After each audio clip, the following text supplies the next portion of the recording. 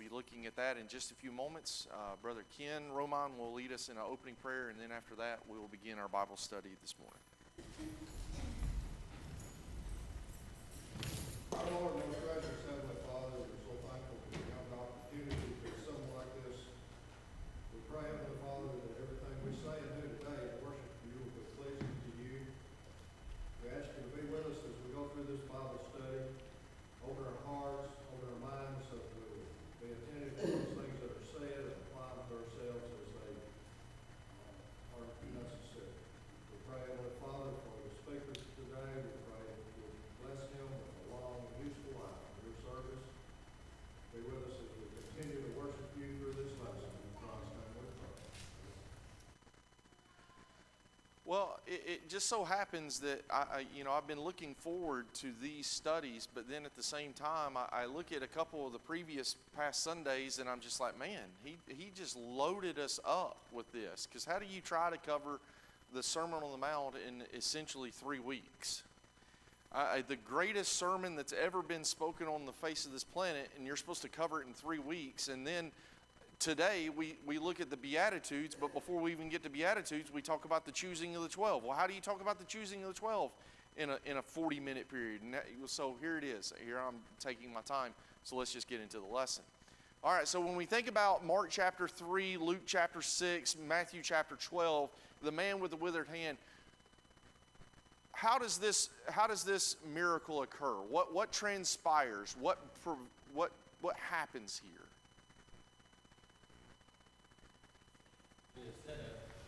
All right, I'm glad you used that term because that's the way I typically read this. So Jesus has already been dealing with controversy. We talked about that starting last week, the controversy that's starting to surround his ministry. Now, the controversy primarily surrounds Jesus doing miracles when? On the Sabbath day. So here we're in the midst of the Sabbath day. We're in a synagogue, and it seems that this individual who has the withered hand has been a setup. He has been placed there for a particular reason. So this man with the withered hand is there, and then what transpires? What does Jesus say specifically in Matthew chapter 12 that sets it apart from the others?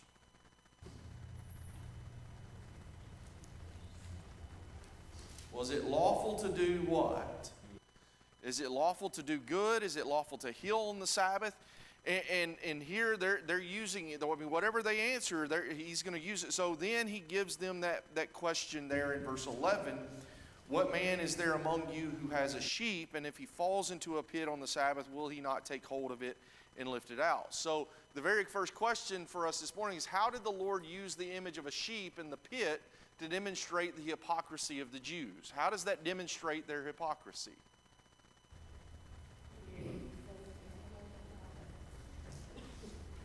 All right, I'm going to have to scoot in a little bit.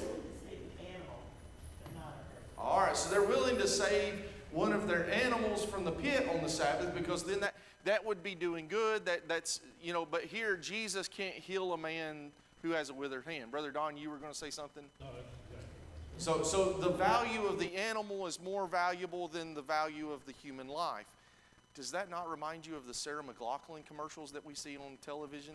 I will be with, we've got this same mix-up in 21st century America. We care more about animals than we do for a human life. And here Jesus exposes that to them. Well, what does he say? He says to the man, stretch out your hand, and he stretches it out, and his hand is what? It's healed. What did Jesus do there that is in violation of any Sabbath law? All he did was speak words. Stretch out your hand. And the man's hand is healed. Well, the Pharisees, the religious elite, see this, and this is in Mark chapter 3. They begin to conspire with who? The Herodians. Now, who are the Herodians? All right, the politicians. They supported Herod. They supported Rome.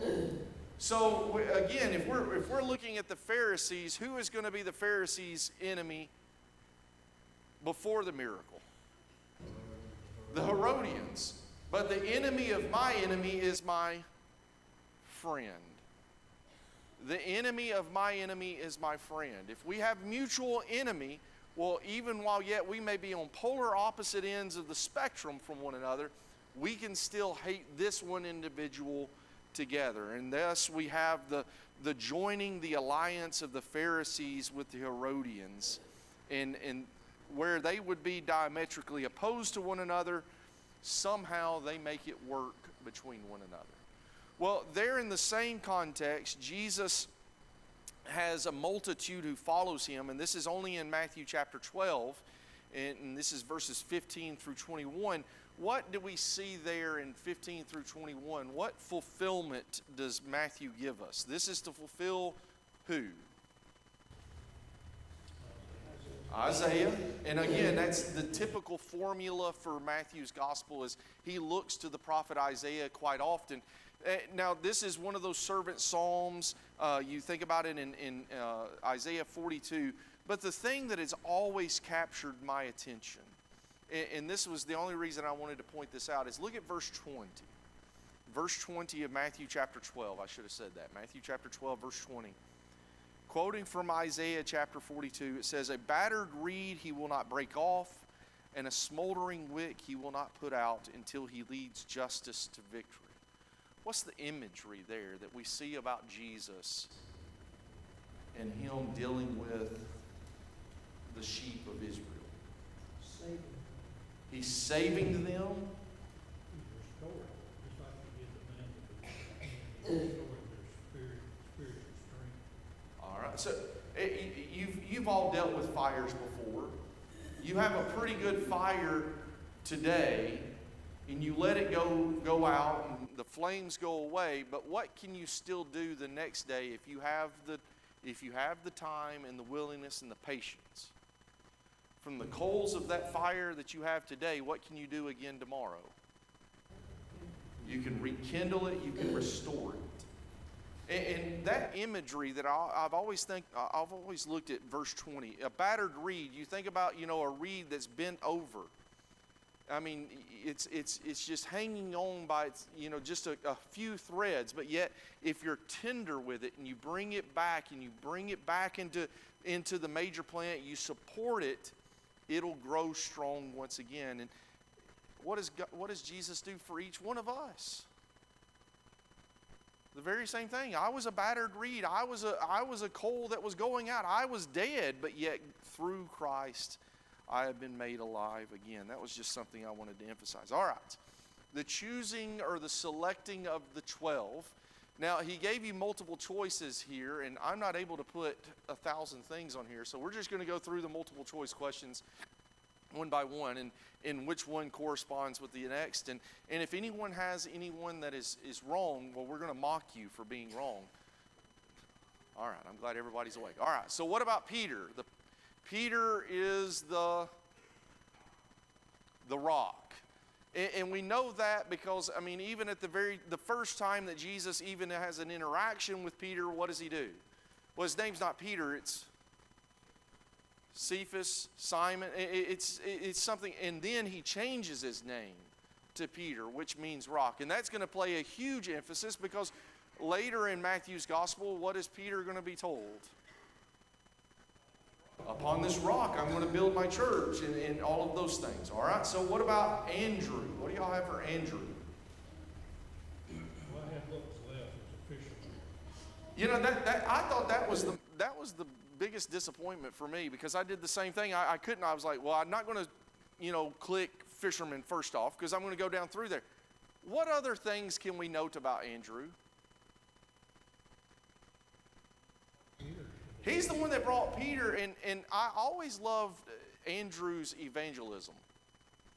Andrew has the simplest evangelism that you can ever employ in your own life. It's 3 simple words: come and see.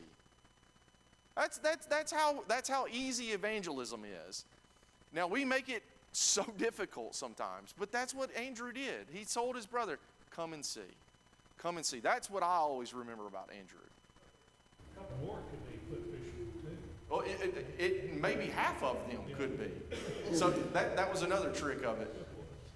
All right, so here's another one. James. What do we know about James? Son of Zebedee. Because we know that John is going to be the beloved. And we know that he's the beloved because in the Gospel of John, John always referenced to himself in that term, the beloved, the disciple, the one who was laying against Jesus' breast there at the table that evening of the Last Supper. Well, and I'm glad you brought that up because that's another thing I was going to think. Instead of saying James, the son of Zebedee, could we not have said James, half of the sons of thunder? Now, why were these two brothers known as the sons of thunder? He was all on fire on the Samaritan. Yeah, the Samaritans are not receiving you, Jesus, on his return trip to Jerusalem. Well, let's call thunder down. Let's call lightning down upon them. And Jesus is like, no, wait a minute. So they get this coined phrase, sons of thunder. All right, what about Philip?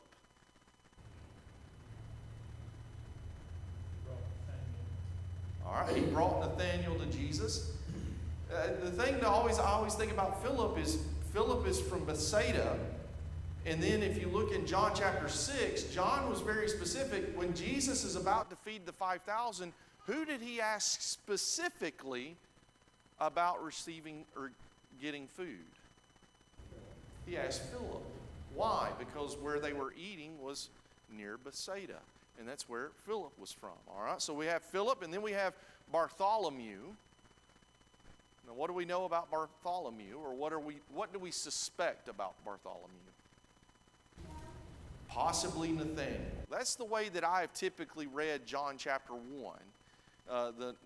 The Nathanael there at the end, who is that? I have typically taken that to be Bartholomew. Now, of course, Matthew's an easy one because Matthew is a tax collector. And we've talked about Matthew just a couple weeks ago and everything that transpired. And that's really where some of this controversy with Jesus and surrounding Jesus begins, is around the calling of Matthew. You have Thomas here. Thomas is also what? Didymus, which means twin. Now, is his twin another apostle? Or is it just that he was a twin and what he was known for? All right, so what about James? So we've got another James. What do we know about this James? In Mark chapter 15 and verse 40, he was James the Less. Greg really wanted our sign out front to be Dr. Matt Oglesby and Colby the Less for a long time. I did not appreciate that. And everyone who just laughed, it's called the front. No, I'm just kidding. What do we think about that? What does it mean that James the Less? All right. So he had a little bit of that I almost said Neapolitan. That's incorrect. Napoleon. And that little small man syndrome. But I mean, how many times I feel like I'm the Colby the Less when I'm standing around some of the individuals here. I'm not looking at any of them at this moment. You know, I feel Colby the Less because here they're towering above me and I'm just like, well, I guess I'll always look up to you. So I don't think it was James, the brother of Jesus.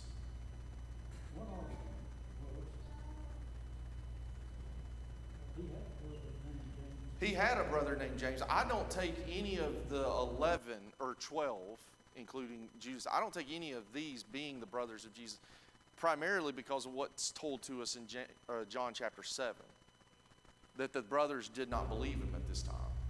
Now, do I think James becomes a prominent member of the Jerusalem church, elder, and then ultimately writer of the book? Yes, and that's the brother. I take James the Less here. Now, what's the major difference between the two James? What's going to happen to the first James, the son of Zebedee? He's going to be beheaded in Acts chapter 12, and then he's going to cease, and then James the Less is going to continue on. What about Thaddeus? He was glad that he was known by another name, right? He was glad not to be known as Judas. And then Simon. This is another one I had to go searching for because just reading different translations. But if you go to Matthew chapter 10 and verse 4, and then Mark chapter 3 and verse 18, he was Simon the Canaanite. But he's also known as Simon the Zealot.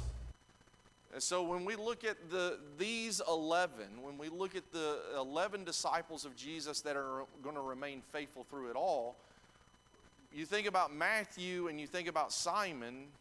Who are they to one another just Jewish-wise?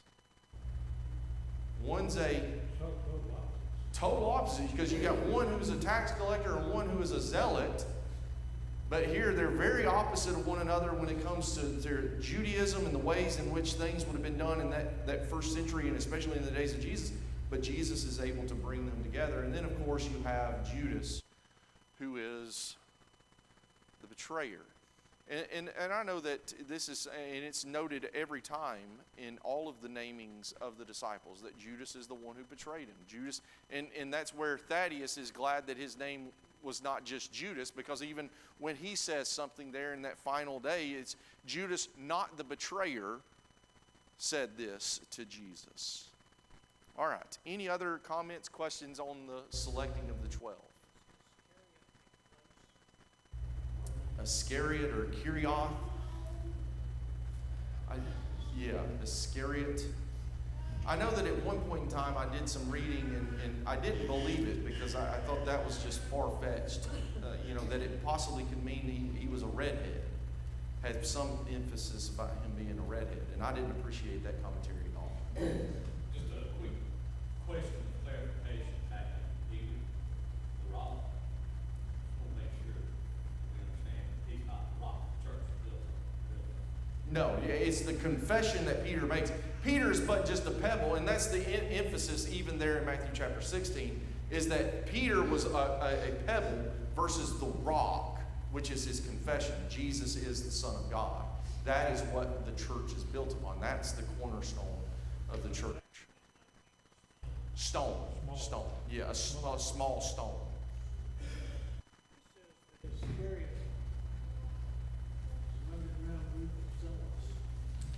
Okay. So he could be even a part of that, and that could lend itself. Mm-hmm. Well, and that's one of the things about the zealots, and for any of you that they would disguise themselves and have false hands, and then when they would walk through crowds in Jerusalem specifically, they would stab Romans through their cloaks, but they couldn't be found because they would have the false hand. They would have two hands that were visible, and they would stab the Romans as they walked through the crowds. That's where the zealots gained their fame.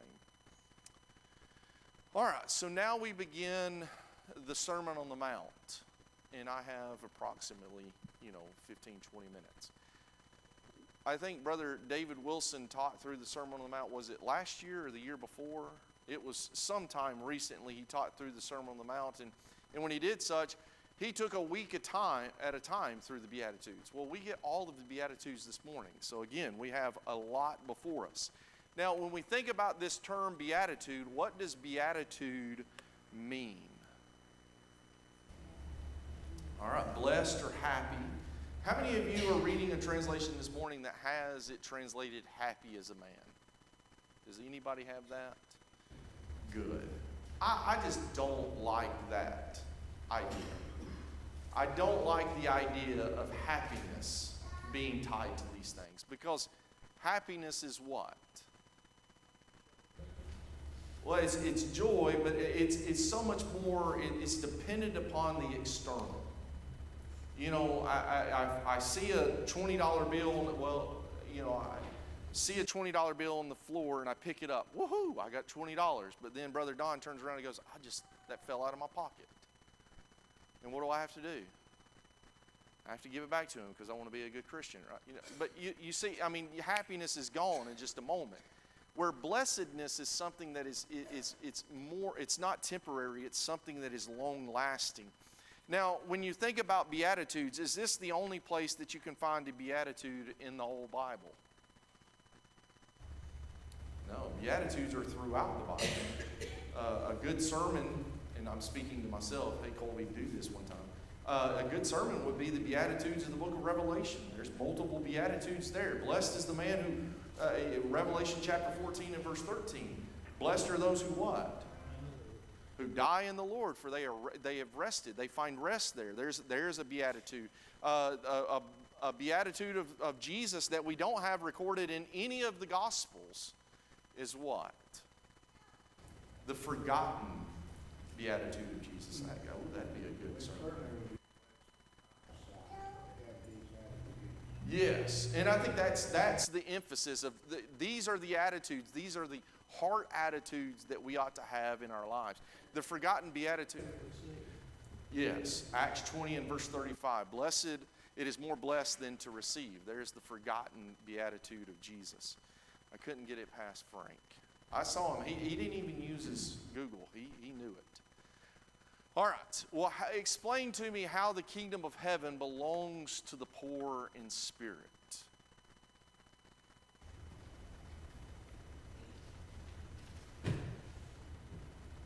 When I asked that question, Marcus did this. He turned his head very just, They're poor in spirit. They're not proud. Okay. They think they know it all. They're willing to listen to what Jesus and the gospel said. They're humble people. And that, it says they'll have the kingdom of heaven. It takes all of these to be gathered. And it's not different characters. You can't just pick one and leave the other ones. This is a whole ream of books that you have to adopt and live by. But when you really think about this, the poor in spirit in the kingdom of heaven, we would say anyone who has the kingdom of heaven is rich, right? That's how we would view it. But yet, when we think about poor in spirit, it is that understanding, the realization that in and of myself, what have I made of life for myself? Without God, I have nothing. And I think that's the point that we have to get to. We have to get to it when we become a Christian for the very first time, and we have to get to it every single day when we crucify self to live for Christ. That I in myself have nothing to offer, in the sense that other than my obedience, my heart is yours, I am your instrument. And if I'm willing to do that, of course, Jesus promises here the kingdom will be given to you. Now, what have the Jews been waiting for? The kingdom. Again, in Matthew chapter 3, John the Baptist was preaching what at the Jordan River? Kingdom of heaven is at hand. What was Jesus preaching in Matthew chapter 4? The kingdom of heaven is at hand. In Matthew chapter 5, Jesus says, okay, the kingdom is coming. Well, let me now tell you about the kingdom citizen. Let me tell you how this person is going to operate, live their day-to-day life. And where the Jews were expecting all of these things physically, Jesus is preparing them for the spiritual kingdom that is coming. All right, well, what kind of comfort awaits those who mourn for their sinful condition? Blessed are those who mourn, for they shall be comforted. All right, the forgiveness of sins. The spiritual comfort. When we think about the Beatitudes, I always think about them just in three subgroups. The first three Beatitudes are inward. The next three attitudes are upward, and the final three are outward. It is how we deal with things inwardly, how we deal with things in our relationship with God upward, and then how we deal with individuals outwardly.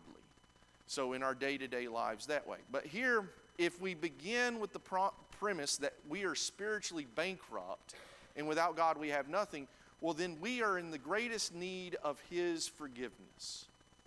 And go with me to Hebrews chapter 8, quoting from Jeremiah chapter 31. But I do believe sometimes we don't talk about this enough. Hebrews chapter 8, who has verse 12? Hebrews chapter 8 and verse 12. Their iniquities, and I will remember their sins no more. What comfort do I gain from that? There's hope for even me. Because how many of us could very easily right now, if you begin to go through the index of your mind and begin to retrace the mistakes that you've made, not only are you ashamed of those things, but you begin to accumulate those in your mind and you begin to think to yourself, how in the world could God ever love someone like me? All of the things I've done, all of the sins I've committed, how could God ever love me? But yet God does love me. And because He has forgiven me, He's not just forgiven me, but what is the Hebrew writer? He says, I've what? God says, I've what with your sins? I remember them no more. And you think about that, the slate is wiped clean through Christ.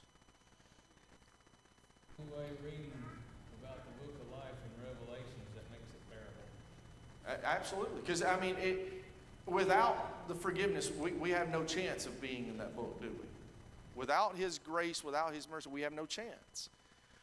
Well, and the final beatitude here is, blessed are the gentle, for they shall inherit the earth. But what is a synonym for gentle? Many of you probably have the other term. Meek. Well, I wrote that article a long time ago, and I just by chance found it. And it's probably been reprinted a couple of different times. But that's the reason I printed that article for this week's bulletin, is because that was a part of that idea.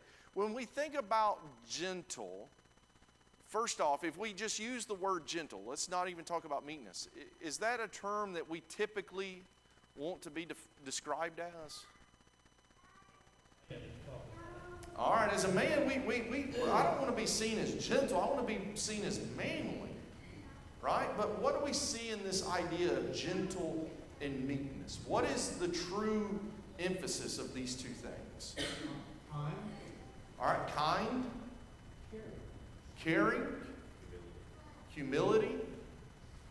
Look at Moses, Numbers 12, verse 3. He was the meekest of all the earth, but he certainly wasn't weak. Absolutely not. So I think it's even in that bulletin article, it's strength under restraint. You think about a horse. A horse is a ginormous animal to me. I've never ridden one, and part of the reason I never rode one is because I got up on one time as a kid, and when you get up that high off the ground, I was scared to death. And I told my Uncle Ralph, I was like, "Well, Ralph, get me off of this thing." It was too high for me. But yet, as big as a horse is and as strong as a horse is, what enables the cowboy to ride the horse? A bit in his mouth. It controls the horse. And that's what meekness is all about. It is all about us maintaining that strength. I'm sorry, Brother Roger. Some horses are gentle and some are not. No, and some cannot be broken, and yeah, absolutely. So, but that's the idea here is that we have to become that broken spirit, and that's leading us all the way through all of this. Earnhardt said in his book Invitation to the Spiritual Revolution, he said, an attitude toward God and others which is the product of choice. It is a dispensation, or that's not the right word, but held by a steely moral resolve at a time when one may have the power and the inclination to behave otherwise. It is maintaining what it is that God would desire for us. Absolutely it is. And just like so many of these others, we have to empty ourselves and be filled with God's Word and with the examples of what we find in God's words and also the examples of others. Because when we think about Moses, I mean, you go through the story of Moses, and especially the various things that Moses has to endure, there's moments that he's not meek, but he is meek in those moments, even when they've turned against God. Yes, sir? If you'll go back to the bent reed and the smoldering wick, you can fix those. Mm-hmm. How do you do Yeah. tenderly, Yeah. slowly, gently. You can't use all of your power. Very good point. Now, I appreciate you taking us back there in Matthew chapter 12. All right, this next one. Describe the behavior of the one who hungers and thirsts for righteousness.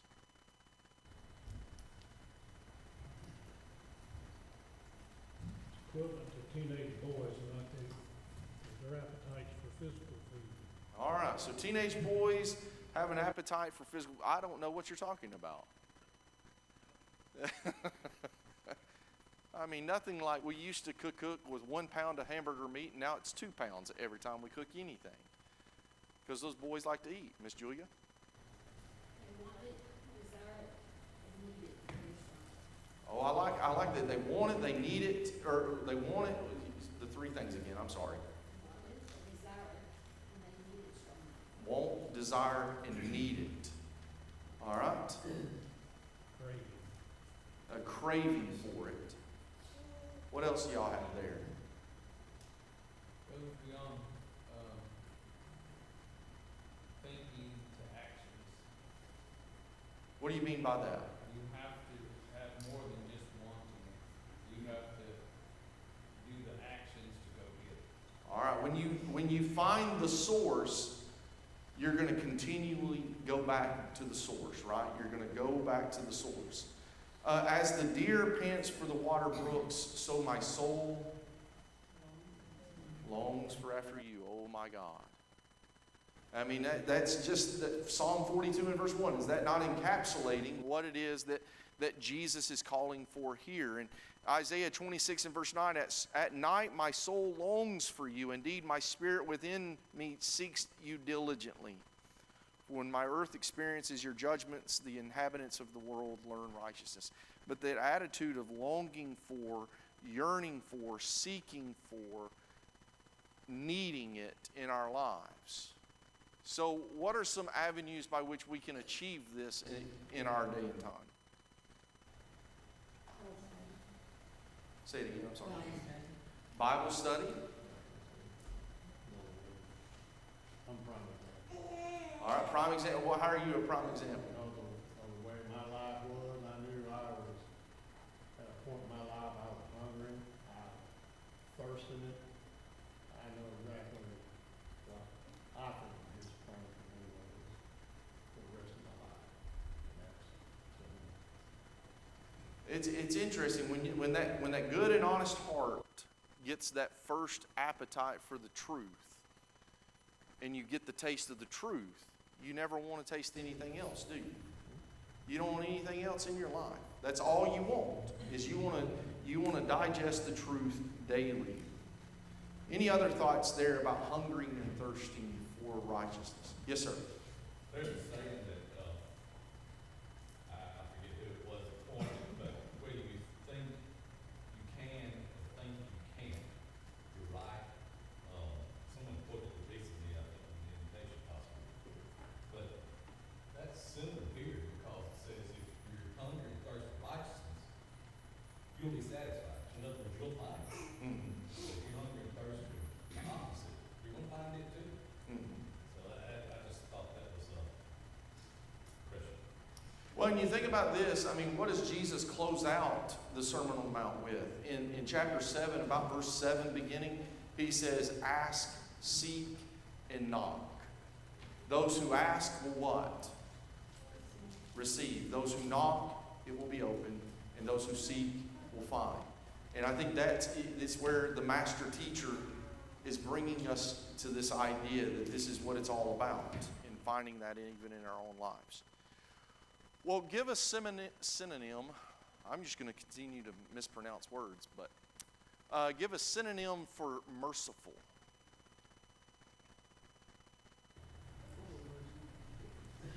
Full of mercy. Is that what I heard?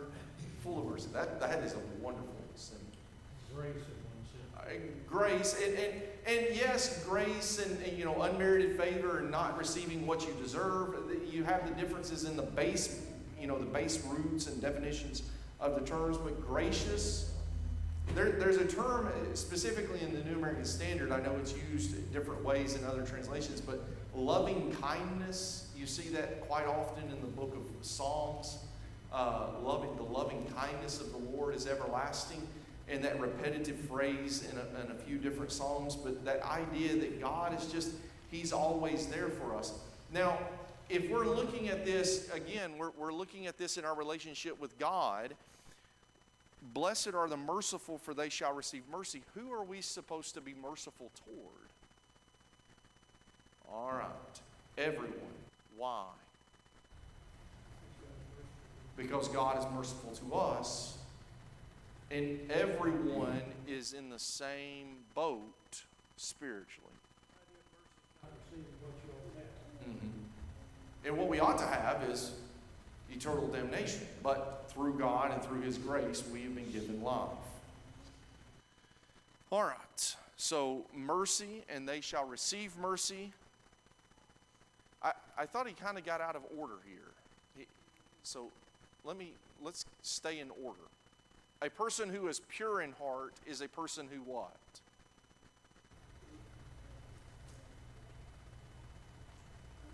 He's got all the bad stuff out of it and put in all the good stuff. All right. He's got the gospel in his heart and he's there. All right. He's living the gospel. I think that's the emphasis that I think about is the purity of heart. Is, again, it's not in and of himself, going back to the first beatitude. He's poor in spirit, but now that he's emptied himself, now that he is hungering and thirsting for righteousness, God is filling him with that righteousness. And when he lives that righteousness out, he maintains a pure heart. Well, a person who is pure in heart is a person who will see God. They're empty their heart of sin.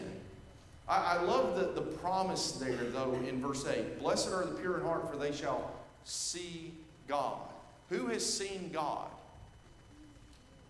No one except the one who has come to explain him, and that is Jesus. But what is the promise to the one who is this? You will see God as He is. And to me, that is an awesome thought in and of itself. It is something that is hard to comprehend. And then, now let's go back to this persecuted. Now, he doesn't say anything about the peacemakers, but blessed are those who have been persecuted for the sake of righteousness, for theirs is the kingdom of heaven. Explain how the kingdom of heaven belongs to those who are persecuted for righteousness' sake.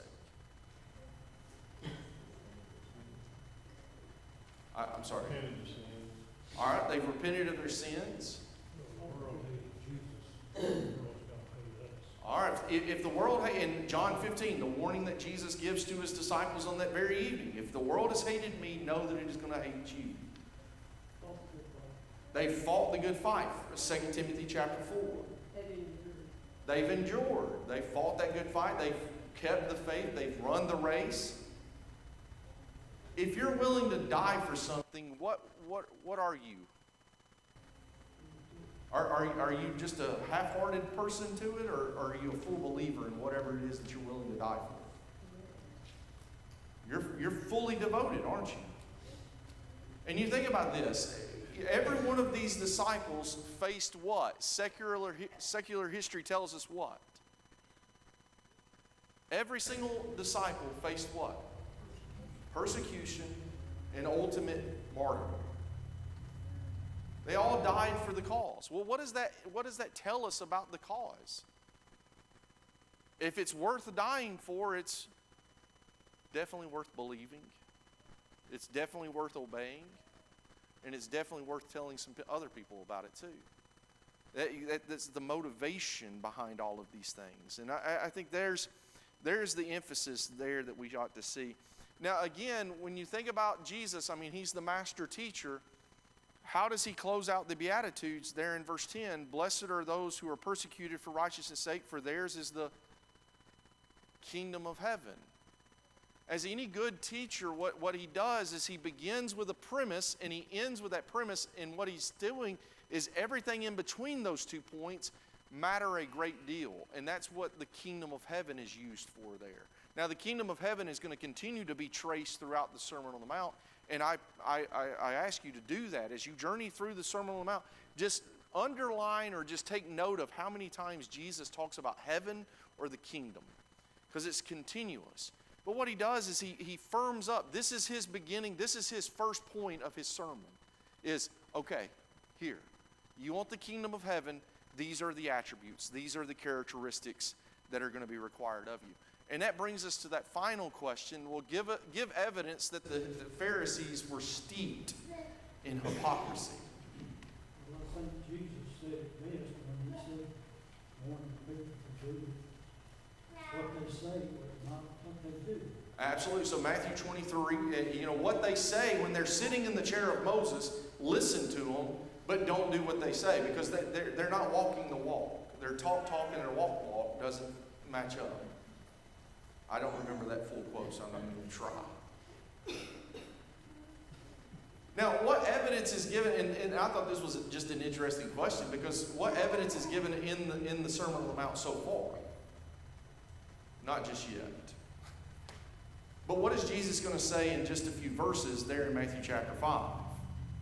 Unless your, verse 20, unless your righteousness exceeds, goes beyond that of the Pharisees.